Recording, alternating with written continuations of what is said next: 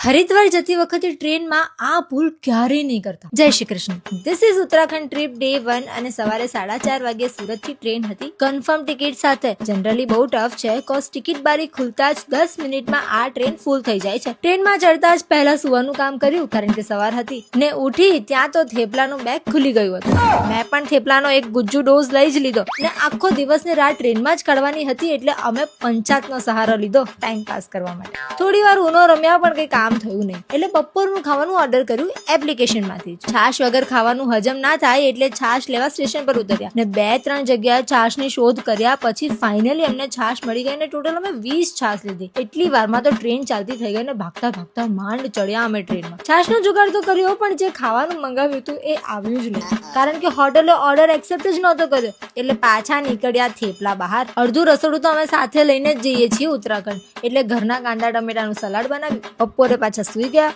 ને ઉઠીને એક જ કામ મિશન છાશ શોધો. પાછું એપ પરથી ખાવાનું મંગાવ્યું ને આ વખતે આવ્યું પણ. બધી વાર પોપટ ના થાય ને, ખાઈ ખદોડીને સુઈ ગયા ને એ અમારી સૌથી મોટી ભૂલ. કેમ એવું તો શું થયું? Stay tune.